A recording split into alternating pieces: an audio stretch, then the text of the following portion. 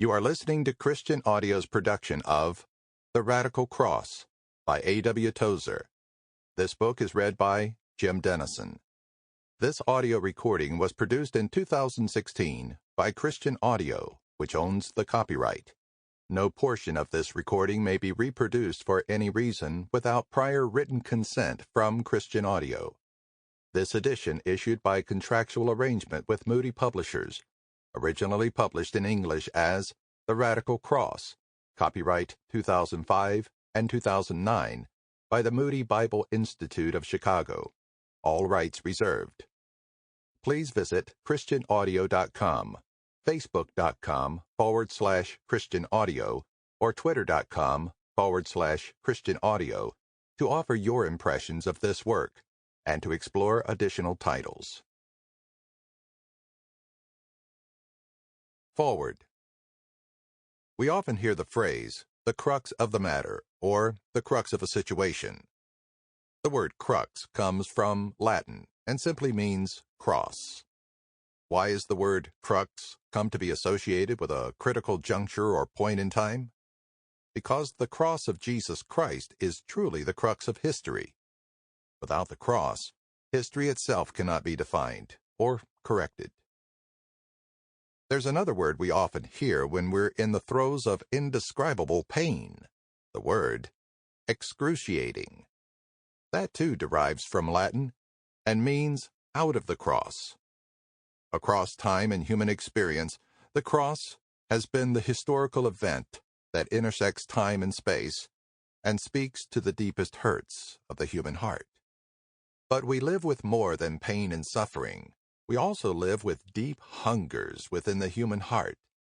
These existentially gnaw at us with a desperate constancy. There are at least 4 such longings.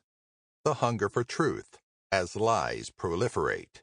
The hunger for love, as we see hate ruling the day. The hunger for justice, as we see injustice mocking the law. The hunger for forgiveness, when we ourselves fail and stumble. These 4 stirrings grip the soul. As I see it, there is only one place in the world where these 4 hungers converge. That is at the cross. I dare say, therefore, that in this mix of pain and longing, the divine answer is restoring and sublime. For within the paradox of the cross is the coalescing of our need and God's provision. Some time ago, I spoke in Wales at an event that commemorated the 100th anniversary of the famous Welsh revival of 1904. I listened many times to a magnificent hymn that was birthed during that revival, Here is Love. The melody is almost haunting, the words capturing the paradox of the cross.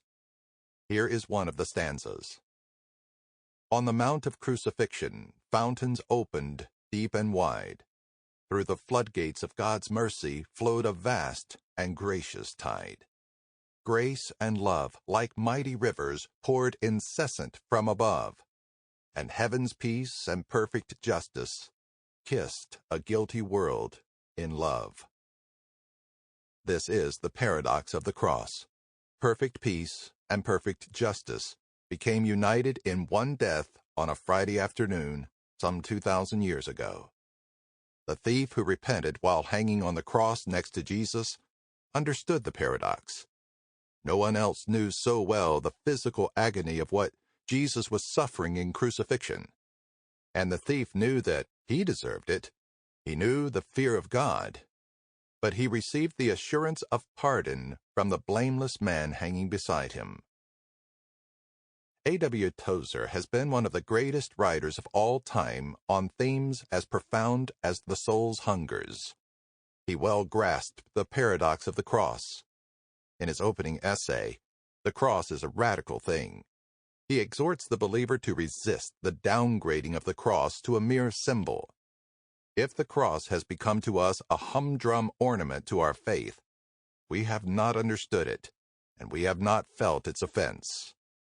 Tozer's essays are truly needed in our day because he understood the death of Christ in both its timeliness and timelessness. Sample complete. Ready to continue?